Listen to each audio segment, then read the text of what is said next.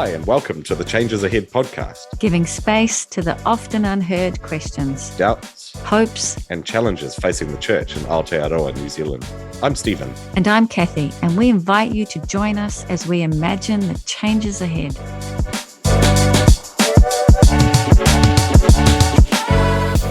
This is a topic that I have wanted to talk about for a very long time. But I think it's really important to acknowledge that as people are listening in, they may be wondering why this topic of intimacy and sex on the Changes Ahead. It's a great question, Kathy. Why have you wanted to talk about this for so long? Well, on a personal level, Sean and I have done a lot of pre-marriage counselling. And once people were married, we wanted to keep on mentoring them through the different stages of life so that they're not left alone. But we don't do this very well in our churches. And Jo really does speak to this in this interview.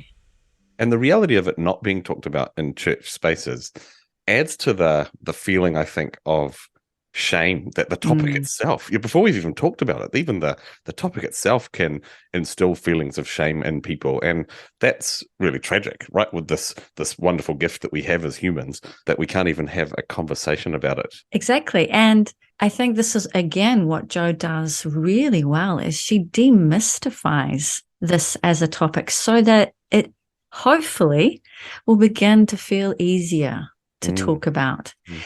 And I think what it's highlighting is that when we can't, then it does mean their harm is left unexposed. And I wanted to add, when we experience harm and pain in our bodies, we don't leave that behind, Stephen. It goes with us into whatever spaces we're gathering as church. And I think we need, as the church, to become more aware because we're called to care. And this is an area we need to care about more. Yeah. To care about in a way that is actually going to help rather than just add to the shame or the taboo of it within those spaces, right? Exactly. And I think too, just to hear some basic and really grounded, good information that helps inform us. Yeah. And one of the things, I mean, it comes up a few times in the episode, but as far as our church spaces are concerned, the messages around gender, the gendered messages that are received either implicitly or sometimes even explicitly. And I think too, I loved the conversation around a reframing that, Stephen, our bodies are good. Yeah. And that's it's a very important message for us to be talking about. Yeah, and there are so many good messages from Jo in this episode. So let's listen in. Jo, welcome to the podcast, and thank you again for making the time to chat with us on this really important topic. I am so happy to be here. Maybe as we begin, could you tell us a little bit about who you are and what makes you tick? Cool. So my roles, I'm what's called a sex and betrayal therapist, or we could split them up and go, I'm a sex therapist and then I'm also a betrayal trauma specialist. So that means that I work with couples or with women and my kind of specialties would be sexual dysfunction, problematic sexual behavior, and then jumping over into my betrayal trauma space. And that's where there might be lots of infidelity or lots of behaviors in the relationship that were problematic for one of the partners, felt like a violation, etc., and recovering from that. Do a range of talks and workshops for people around healthy sexuality. What does that look like for couples particularly? Or how do you prepare for that as a single person if you're anticipating relationships? And then I've spent maybe 6 years researching porn and media influences on particularly young people, but we know that adults consume porn and they consume media as well. And so I've done a lot of research into what's shaping essentially sexual culture. Wow, Jo, that's so interesting. And I suppose what I'm thinking is, how did you get to be on this journey? What led you to do this kind of training and want to specialize in this area? Yeah, so it's kind of one that I sort of struggle to answer myself. So I guess right from when I was a child, I was really interested in bodies, in sexuality, as soon as I knew that was a thing, in relationships, and also secrets. So I remember being, 7, 8 years old and being really curious about the fact that some people had big secrets and they felt they couldn't share those, and how important it was that people had someone to tell their secrets to. Are you saying as a young child, you had that already awareness that people needed to tell their secrets? Yeah, it's very strange. I don't really know why. I would look at people and be like, imagine if something really bad happened to them, but they could never tell anyone. Wow. And so I developed this curiosity Yes. about maybe the darkness in our lives and the stuff that we keep in the shadows. And then when I discovered sexuality, that was a thing that people had and did, I just was super, super fascinated, always reading books about the body, about anywhere I could find that would tell me about penises or vaginas or vulvas or anything. I was like, I need all the information. And so that's what I did. And I was fortunate enough to have parents who were really supportive of my curiosities and my interests, because they saw them as healthy and normal development stuff. They weren't afraid of them, I guess you could say, as many parents might be. And then I went through university and I thought I was going to be the prime minister. So I studied politics, and then quickly was like, no, that's probably not for me. And then I trained as a counselor and thought that I was going to do child sexual trauma. So I thought, darkness, secrets, shadows, sex, bodies. So I was like, this naturally fits in sexual trauma, but never felt like I landed. So would always finish a day with kids or young people and be like, it's not quite it. I don't know what's missing, but this is not me. And it wasn't that I struggled with the issues, because I've always been really comfortable in the dark subjects. But then I felt constantly pulled to adults and relationships, and what was the darkness that sat there? What shadows did the relationships have? And then how was their sexual well-being? And naturally, adult sexual well-being, if you go on to have children, impacts your children's ideas about sex and gender and stuff. So yeah, that's the overarching story. Wow. And just to even hear that you are comfortable to sit in the dark spaces, that's not something people are normally good at. It's not something, I think, in our church spaces too that we're often very good at. Yeah, there's no other way to describe it but that I really love it. So I really enjoy trauma. I really enjoy people's terrible stuff. And it's not that I am happy that they've gone through it, but I so enjoy being the person to sit with them in it. Wow. So I don't ever feel really overwhelmed. Wow. If that makes sense. And I think that's not everyone. And that's where, personal, some people call it a gift, some people call it a calling. That's where I know that I'm supposed to be. Yeah. So can we take it back? You mentioned talking about healthy sexuality. I wonder, could you define what you mean by healthy sexuality? Yeah, so I've kind of got two different thoughts about that. One is more factual and the other is more of a metaphor. So I'll go with the metaphor first. Basically, if you can imagine wandering through a forest, right? So if you've got the picture in your mind of the forest. So if you can imagine wandering through a forest, there are parts of that forest that are easy hikes, that the path is clear. Maybe there's a bit of sun kind of coming through. It feels warm. You know where you're going. It feels smooth. And you've got someone next to you holding hands. And you're walking through that forest and it's like, this is a fun time. We're enjoying this. It feels good. Our bodies feel good, but our soul feels good. We're connected. It's all the goodness. But then there are other parts of the forest that are a bit trickier to walk through. So maybe there's not a clear path. Maybe there are bits that you stumble over. Maybe there are parts that you feel like you might not make it to the end. And you might struggle to stay holding hands in the process. That is like our sex life. So the forest is our whole life with a person or people. And there are parts of that that are really easy. There are seasons of life. There are seasons of our sexuality that are smooth sailing. And it's like, we hold hands and lovely connection and lots of pleasure and goodness. And then there are other seasons which are much trickier. The goal is that we can stay holding hands through the different seasons. So it's not about healthy sexuality is not necessarily, in my view, not everyone might think this, is not necessarily, in my view, perfect loveliness all the time. Right. That's not real life. I've had 3 children. There's not perfect loveliness all the time. No. And the postpartum season, there's challenges there, real challenges. Yeah. But the goal in long-term healthy sexuality is that we stay connected to our partners and that we navigate the seasons. So that's my metaphor. Cool. Does that make sense? Thanks. Yeah, it does. Yeah. Okay, so if I jump to the factual pieces of what makes good sex, so that's maybe more of the encounters that someone might have as opposed to the lifelong sexuality piece. There's the 5 pillars. These all start with C because that's how I like to speak, is just when everything starts with the same letter. So the first is obviously consent. It's really important that you're fully participating in a sexual event, that you feel enthusiastic about it. You're not reluctant.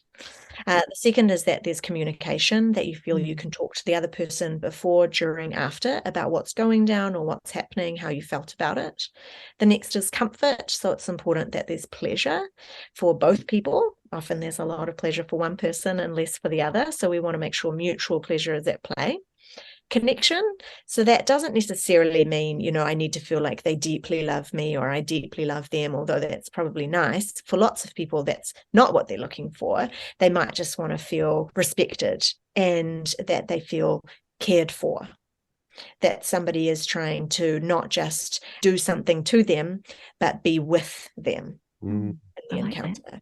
And then the last one is care, and that is essentially that it's a safe practice. So people aren't scared of getting pregnant if they don't want to. People don't fear STIs, things like that. They don't fear their body being in pain, and those are the physiological stuff that we need to feel safe in our bodies in order to fully relax into pleasure usually. So those are you've got the metaphor, and then those are the factual stuff around one encounter. And those 5 pillars seem like they could apply in all sorts of areas of life, right? Like that's not just sexual, which is, so those are really helpful. Thank you. Yeah. I was thinking we could almost kind of unpack all of those, but same.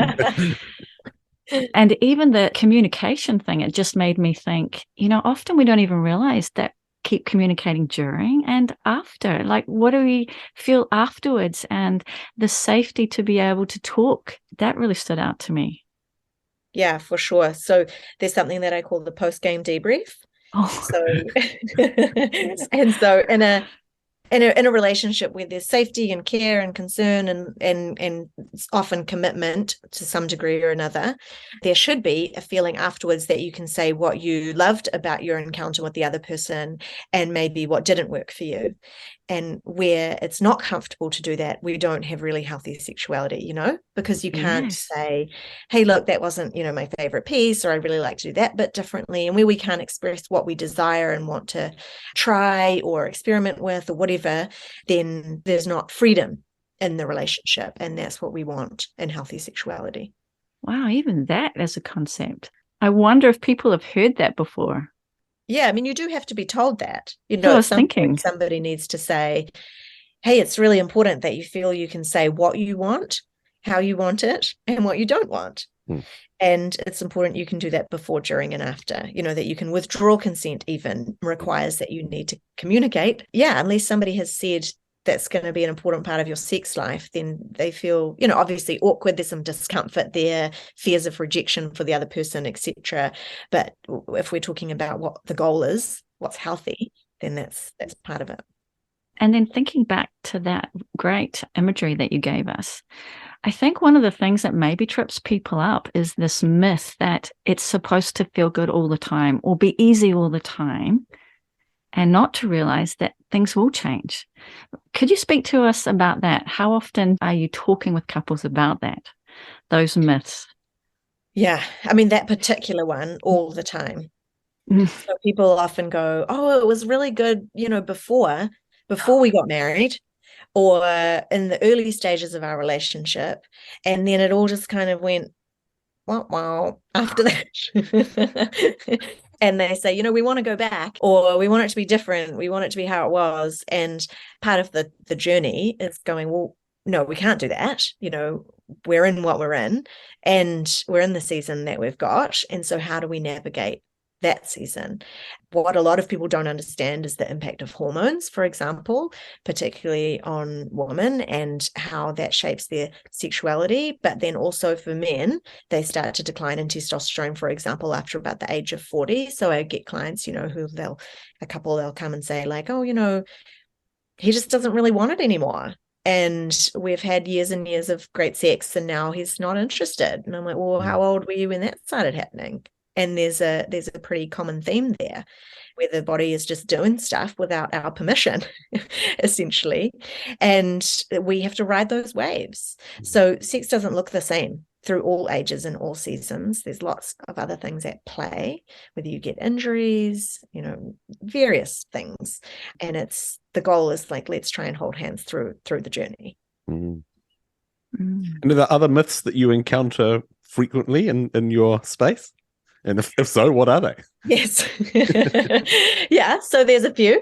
I guess like back to that one about gender as well, this concept that men want sex all the time and that they have the higher sex drive. So I think a lot of people believe that. And if we were looking at society as an overall, we could go, okay, yes, usually. Right. But that doesn't mean all the time. And there are enough men who don't fit into that camp that it's totally normal and okay. So they often don't want to admit it because they feel like, oh, maybe that threatens their masculinity, or they're going to be perceived in a problematic way or whatever. But actually, it's just totally normal and fine that one person desires sex more often than the other. I would say that's like most relationships, no matter who it is, that one person has a greater or lesser desire than the other, libido. So that's one. I would say, body parts are a big deal. So some people think that, for example, penises need to be really big, and that's the way that, sex is enjoyable and good. That's a really common myth. Ultimately, it's not about the shape of anyone's body part or the way that their body looks, not just thin people have great sex, like not just young people have great sex. So ageism is often at play as well. That once you get to a certain age, obviously you stop, or it's a bit creepy and gross. That's a bit of a myth as well. The hymen is another one. So that the hymen breaks, and that it's a thin piece of skin that covers the vagina, and that must break on the first penetrative encounter, and then there's blood, etc. The hymen is not a thin piece of skin that covers the vagina. Otherwise, nobody would ever get their period. That would be a problem. So you also it could have stretched, or you might have had bleeding at other parts of your life prior to having sex for the first time. And then the other one, from what I understand of this podcast, you're speaking to a faith-based community. That's right. Is that right? So the other one that I get a lot is this kind of transactional idea that if somebody abstains, that must mean they're going to have really great sex, because God's going to reward them for that, and it's all going to be great and lovely and good. And the opposite, that if they haven't abstained, that they're going to have lots of issues in their sex life. So it's this transaction that's supposed to happen that is a myth. It's a total myth. That's not the way it plays out. No. And obviously with those myths, the disappointment that people must feel because it's not matching up with what they imagined it to be. And then obviously that's kind of connected to what you were talking about at the beginning, that where shame can build up in those spaces. Yeah, shame's a real biggie. So that's where you don't feel that you are adequate, that you are normal, okay. Shame there's really two parts. So there's the guilt versus shame piece, and then there's the shame about who I am and what I bring, which is different from guilt, the guilt shame bit. So shame can function in different ways, or can present differently. So if you think, for example, my body is not what's desirable, then you might bring shame into your sexual encounters. Or if you think, I've had heaps of casual sex and now I'm in a relationship where the other person is a virgin, I bring heaps of shame in because of my behaviors. So there's two functions of it. Yes. And that was actually one of the questions that was put to me. What happens when you've got someone who has had a different experience and they're bringing that together? Yeah, I mean, I would say that's the norm. It's most common that there's two different backgrounds that are coming to the party. And that's okay. First off, people need to know that it's normal and okay that there's different experiences that are there in your relationship. There's nothing strange about that. And this is just one of the navigation pieces. So one person might struggle with feeling like they're not going to compare. Yes. That they're not going to be the same as somebody in the past. That is the complexity about one person having had lots of sexual experiences, is that it more often impacts the other partner who hasn't than it does the person who has, if that makes sense. So, there's ways that we need lots and lots of affirmation. We need lots of encouragement. We need more communication. We go to kind of hyper communication than another couple can afford to not have as much, maybe.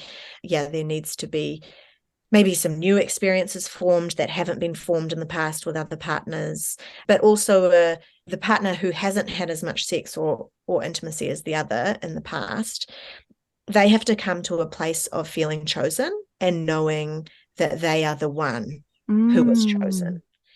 So, the person who's had lots of experience could have probably chosen lots of other people, but didn't. So they need to come to a knowing, an acceptance, a peace about that. Wow. So as you acknowledge, this is a podcast reflecting on changes that are needed for church spaces. I understand you sort of grew up in that church space, and so you would have had some experiences or perhaps reflections in all of your studies around those experiences. My experience of church is that it's really difficult to have this conversation, certainly at any level of depth or, to be frank, helpfulness. Do you have thoughts, as you've reflected over the years, around how that could be done better within a more religious space?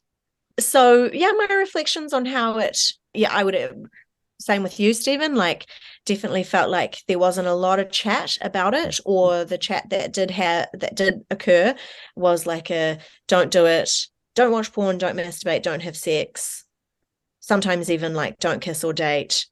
So not a lot of do's. Yeah. And some pretty painful, harmful messaging around gender. And we know that one of the biggest impacts in your whole life or in your sex life will be your ideas about gender. Wow. So that's one of the most fundamental pieces to how people have sex with their partners. Can you unpack that a little? Yeah, I'd like to hear a little bit more about that. Yeah, I mean, if you think gender, you think about your gender messaging, it's who am I? So it's an identity. Gender is an identity, ultimately, issue. And so if your identity is wrapped up in some problematic, harmful, unhealthy, untruthful, actually not factual messaging, then what you bring to your relationship and the sex that you have is going to be reflective of that. If you don't have the right facts about who you are and how your body functions, then you're going to bring that in. Right. If you think sex is for men and not for women, and you both think that, then you're going to have a sex life that's ultimately about the male gaze, and it's going to be dominated by his pleasure and not yours. If you think that wives should do whatever is requested of them because men just need a lot of sex, then you're going to have a sex life that's, again, surrounded. Essentially, it's a lot of non-consensual sex, because you might end up with a female partner who actually doesn't want to have a lot of sex but thinks that they should. So it's pressure. But it's pressure based around gendered ideas. So it impacts those from faith communities and those from non-faith communities. We all get messages about gender based on largely media and our parents and our schools and the sex education we grew up with, etc. And we bring all that to our partnerships, and it doesn't end well if the messages were problematic. And it makes me think too, where do you go to have those messages challenged and even know that you actually can challenge them? Because unless you're in some really good mentoring or relationships where you can have those kind of conversations, often we don't even know that we've got those and that we can challenge them. Yeah. Until obviously things start to unravel and then you go, something's really wrong, at which maybe point people then are thinking we need some help. But yeah, and then I was thinking too about as pastors and maybe as people who are in ministry, if we don't deal with our own or even aware of our own maybe shame that we've internalized, then people coming to talk to us aren't going to get any better advice. Yeah, absolutely. So it's all addressing your own stuff ideally before journeying this with someone else. I'll give you a classic example of a couple that I've worked with, but also representative of, so many. So it's a really general experience of people who grow up in faith communities, is this strong idea around self-sacrifice. So you sacrifice yourself for your partner in marriage, and you put yourself second, and you put your body on the line, like they always come first. That's in and of itself sounds nice, like by itself. Like if you just, that sounds lovely, like you sacrifice yourself for your partner. That's like, a loving thing to do. That sounds really great. But what does that mean when it comes to sex?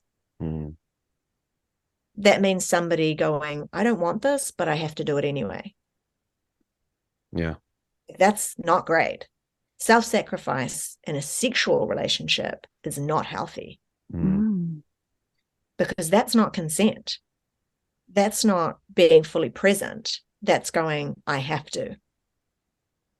And so we've got these nice ideas, but when it comes to sexuality, it just doesn't work. And you end up with resentment. You end up with cycles of pain. Long term, you end up with a loss of libido. There's so many things that go wrong when we push ourselves into sex when we don't want it. Yeah. And when these things are going on, I suppose what I'm also thinking is, how does this affect our well-being then? It's an interesting one. I find that couples who are struggling in their sex life or in intimacy, the other facets of their relationship can still be really strong. Okay. But they just don't have as honest a communication about this bit. So if you can imagine, they bring 90% of themselves to the relationship, and that 90% could be really good, but they leave 10% behind. And so in an ideal world, we really bring 100% of ourselves to the relationship. But that's not to say that couples who are struggling in this space don't have a lot of strengths as well. Yeah. So to be honest, what I observe, for example, couples who have pain in sex, so where literally they're experiencing pain in their bodies due to penetration, I often find that they have really, really healthy other parts. And it's almost like, if you've got a building on pillars, one of the pillars is not strong and the other one props it up. So I interestingly find that they have, they've got a lot of romance, or they do a lot of quality time, or they're really emotionally supportive of each other. They've learned how to make the other areas of their relationship strong because they can't rest on that one. Yeah, so it's an interesting dynamic. Yeah. Whereas some couples who've got a really strong sex life, love sex, have it all the time, heaps of orgasms, all the goodness, the other parts of the relationship can actually not be as strong sometimes because they rest on the sex. So maybe they don't do conflict super well because they avoid it by having sex. Whereas couples who don't do that sometimes do conflict really well. Yeah, so it's not to say that if this part of your relationship isn't strong, that the other parts won't be. It's just that not the 100% of yourself is there. That's really interesting. One of the other questions I had was, because, again, you're listening to people's stories. What are some of the most commonly asked questions that you get? Yeah, there's a few that I've already mentioned. There's the mismatched libido one. So why don't I want it? Why don't they want it? Why do we want it at different frequencies or different regularities? So there's that one that's very, very common. And then I work a lot with sexual pain, very common for women who've come from faith-based circles or from religious communities. It's more common in religious communities than it is outside of them. There's lots of reasons for that. And there's the, why don't I want sex at all? Like, why don't I want to be touched? Why don't I like it? And then the other one that I deal with a lot is, how do I rebuild trust after there's been a breakdown? And also see more of that probably in faith-based communities where trust is more easily broken.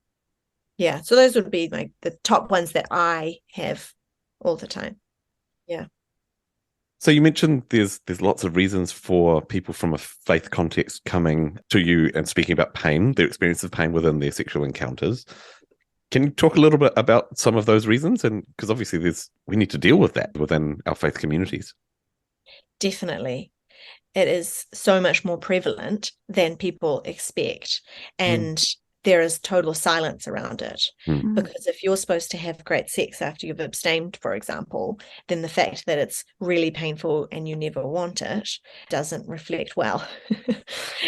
People want to have a nice story. Yeah. And if the story isn't nice, it's really hard to tell people. So, yeah, it's really prevalent. See it a lot. Physios see it a lot from people from faith-based communities. So the most common reason for that happening is, if you can imagine, for years and years, sometimes decades, people have poured cold water on their bodies. So when they felt aroused, when they maybe even climaxed with a partner, if they were doing that without having penetrative sex, when they started feeling interested in sex, when they saw a sex scene on a movie and their body did a little tingle, which is really normal and natural, they poured cold water on that. So they were like, shut it down, this is bad, this is wrong. That doesn't go away within 30 minutes of a marriage ceremony. So the body, particularly a woman's body, if I'm going to get specific here, but there will be so many people listening to this for whom this is their experience. So I really want them to know what's going on in their bodies. So if you can imagine the vagina, so it's like a tube inside, it's surrounded by muscles. And what happens when the body's been poured cold water on it, or it feels like, oh, now I have to do this thing that I've been told is so bad forever, is the muscles just clamp down and they just literally shut off the vagina for penetration. Some people experience this even when they're putting tampons in, for example, because anything to do with genitals is like gross and dirty and we shouldn't touch it, so that clamps down. But lots of people experience it as soon as they start having penetrative sex from religious communities, because it's like your body doesn't just relax into intimacy.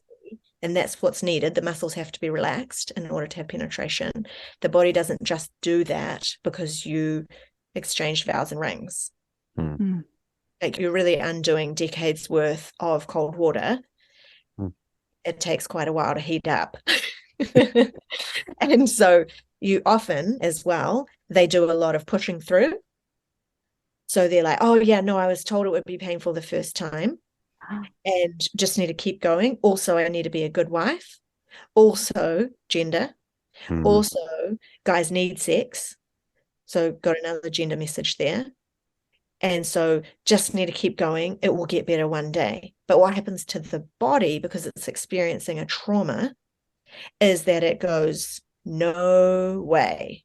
And it just further closes off. So you lose libido, like completely.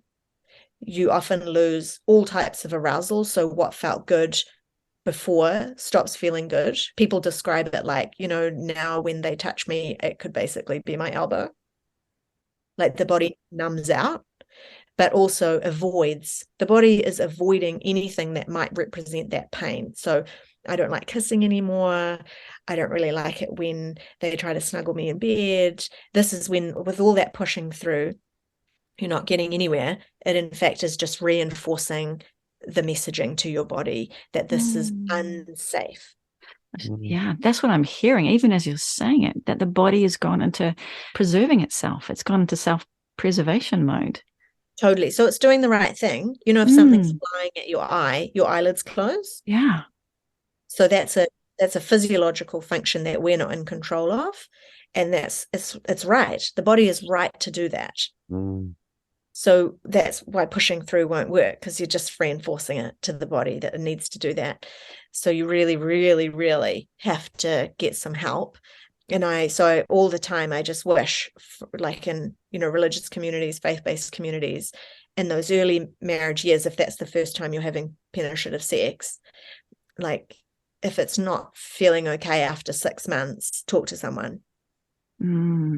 Like, don't wait 5 years. And this is where I wish, like, ironically, there's more conversation about sex pre-marriage than there is post. Mm. Yes. Yeah. Yes. Because we're like, oh, it's all good now. Yeah, there's a void of it. So it's kind of like now you're allowed to, but then there's no follow-up. Yeah, totally. And everybody's like, phew, okay, they're good. And now we just got to worry about all these young people. Yeah, and who's going to admit on their honeymoon that it actually was really difficult and really hard? Mm-hmm. Who's going to own up to that? Yeah, no, people don't want to. So then they come to me, 5, 10, 15, 20 years later. And that is something that we could, partly prevent, but definitely we could help in the very early years. I mean, even what you've just said, without sort of going into too much, but I didn't know that that is a muscle. Yes. And that under stress it tightens. Yeah. Exactly. We don't even understand our own bodies. Yeah, there's so much people don't understand about their own bodies. A woman needs 20 to 30 minutes to get adequately aroused to be able to fully enjoy penetration. Physiologically, like, that's just the body. The vagina extends, it gets wider to allow for something to go inside of it. But nobody's told that. No. And if you don't have, again, the safe spaces with which to talk to somebody, just in my own experience, I was lucky that I had very honest, open conversations with my mum. And I was able to say, rather than wait 5 years, go, oh, it's not working. I need help. Yeah, that's so good. But I had that safe space. So I didn't internalize, harmful messages that there was something wrong with me. I was able to talk to another woman who was able to really help me. But how do we change that? And I suppose that's what we're trying to do here, is to at least open up the conversation so that people can find those safe spaces. Yeah. We start early, don't we? You're starting to give messaging and teaching about sexuality when children are very little, because we're teaching them about gender, we're teaching them about their bodies, we're teaching them about consent. So it all starts way back there. And then the messages that we give over the years as they're young, etc., they become more explicit, but also, they're clearer. We give more answers, ideally. Being afraid of questions is a real problem. So I was a really curious child and a really curious teenager. That didn't mean that I wanted to go and have lots of sex. Like, it just meant that I was really curious, which all makes sense now, doesn't it? And we're very grateful. So I was just curious. I just wanted answers to questions. But we're quite afraid of people's questions because we think it means behavior. Oh, that's a good connection. Yeah, we equate curiosity to behavior, but that's not the case. Curiosity is normal. It's part of development, particularly through adolescence. The more information we give, actually, it shows in the research that the less behavior there is. So the more sex education we do, the less likely people are to have sex earlier. Yeah. We're getting answers to their questions, and they're also learning what they do and don't want in sexual partners or in their own sex life. So the more we can talk, the better, and the more we can reduce fear, the better for our young people and their long-term relationships. And I just want to highlight what you're saying about the curiosity and how important that is. And if we can foster that kind of environment, we're learning then not to shut things down, and we're learning that things aren't shameful. Yeah. So one thing I encourage people to do if they're not in a sexual relationship yet, and to reduce that shame around arousal and what's happening in their bodies, is that when they notice they get a bit turned on, instead of going, oh, that's terrible, we celebrate it. So we go, oh, that was great. That was nice. You get to choose what you do with that. But the message you give your body is, that was really nice. That's what my body is designed to do. Isn't that cool? That's very cool. Yeah, like, but you tell yourself that. Or if you get aroused with a partner, but you're choosing not to take it any further, then you can still celebrate that. Like, isn't it great that my body got aroused and that we enjoy each other? Mm. You can decide what you do after that. You don't have to follow through. You can stop. That's fine. It's just that when we throw cold water on ourselves and we heap all this shame on, it's just so unhelpful. And we can have the same behaviors without throwing the cold water on. Mm. And just to pick up just on one small thing, and it's not that it's small, but I think historically we have not taught that our bodies are good. And that's one of the re-messaging that you're talking about, is that we're trying to change that language to say our bodies are good. They're not bad. Yeah. The bodies are great. The bodies do good things. And yeah, let's celebrate them. Mm. So lots of our listeners are people who engage with scripture. And so there are messages within the Bible about sexuality, and some of it healthy, some of it very unhealthy. Do you have any thoughts about the Bible's messaging around sex? Yeah, I think there's some really good stuff there, actually. Like, I think there are some great themes. One is around equality, that all genders are important and valuable, and they can come to the party as equals. That there's not one person that's more important than another, and that comes into sex. And I think that's really cool. That's really great. Another one is around sex being really sacred.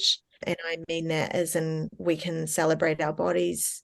We treat our bodies with care, with love, with tenderness, and we take our intimacy with others seriously. So we show them care, them attention. Their bodies are important. And picking up on what you said, Kathy, that our bodies are just as important as our minds, as what some people might call their spirit or their soul, that our bodies are not third on the list, and that they are equal to the other parts of ourselves. So we can treat them with as much care and attention. And then the other part that I see of, couples that I work with who have experienced trauma, or who have gone through divorce, for example, who have experienced religious trauma, where they've maybe come out of strongly conservative environments that have really controlled their bodies. They all do sex, those groups do sex a little bit differently than people who haven't experienced those things. And what I like to imagine for those who have a faith is that Jesus, God, Spirit, whatever word you put on it, meets you where you're at.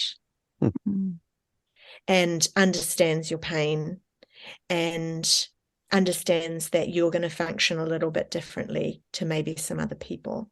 So there's not a universal way of being, because we know that people who've experienced trauma, their bodies are actually impacted. So the way that they will use their bodies going forward might be a little bit different. So I guess that's a piece that I find really, that there's lots of empowerment and empathy that could come for people who've had harmful experiences. From the scriptures, is that what you're referring to, or just? Yeah, like I think there's, whatever word people use for God, that, and this would speak to actually all religions, doesn't matter which one, that a God who is good will meet you where you're at. Right. Yeah. So if that's something you believe, and that's, what I grew up with, that there was a God, that there was a spirit, that is for you, and will understand, acknowledge, empathize with your trauma, with your experiences, and that you will be a little bit different potentially to others who haven't had them.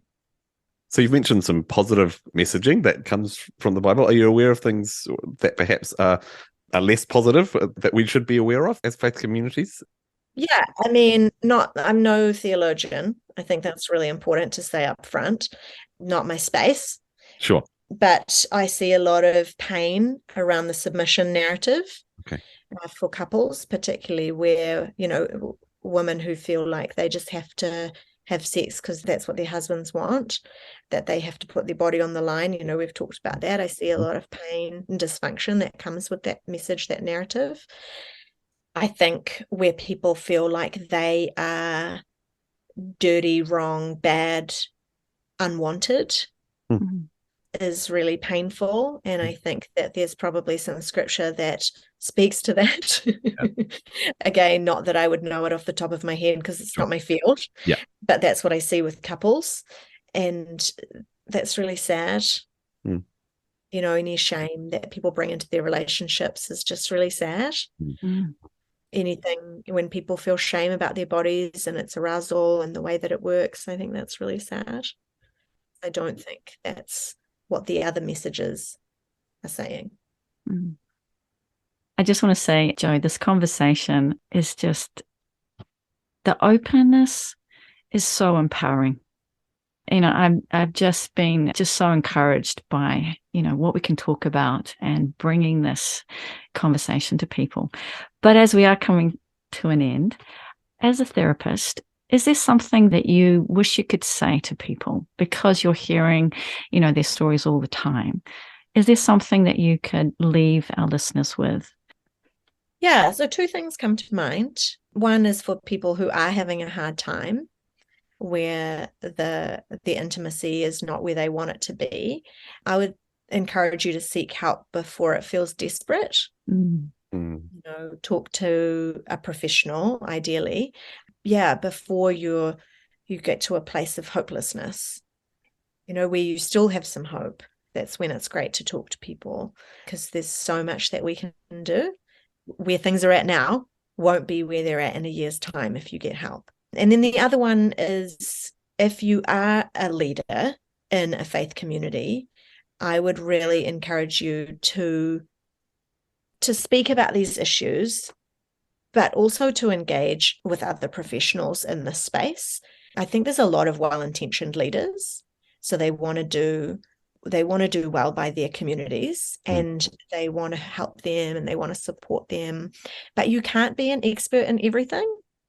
So engage in expertise elsewhere if you can. Bring in other voices where you don't 100% know what to say, because that's completely fine. Like I said before, I'm not a theologian. When my kids ask me questions about maths, got no idea what's going on. Right. You know, there's so much in life that I don't know or understand. So I wouldn't pretend to be an expert on that and share much about it. I have a thing that I say to my kids, which is, they'll ask me, what do you think? And I say, I don't talk about things I don't know about. So and then they might go, but what do you actually think? Which is fine. And I'll go, well, my guess. Oh, I like that. Yes. I'll say, my guess is, but I don't actually know. Because I don't want them to think that I know all the stuff. And I think that's the same for leaders. I just wish that they would not think that they have to know all the stuff. So bring in expertise where it's needed. That's really helpful. I'm really glad that this isn't the end of talking with you, because we're going to get to talk to you another time. Great. About porn and its effects on children and teenagers and adults. So we're really grateful that you're going to come back. And I'm sure as people have listened to this, they might have some more questions. So we might also have some more that we can put to you next time. Yeah, great. I'd love that. Well, thank you again for taking some time to chat with us, and we look forward to chatting again soon. Thanks for having me on. It's been a joy. Thanks for listening to this episode of the Changes Ahead podcast. If that resonated with you, or you've got thoughts about the changes ahead for the church, we'd love to hear from you. So get in touch on Instagram or Facebook at Changes Ahead Cast, or email us at changesaheadpodcast@gmail.com. See you next time.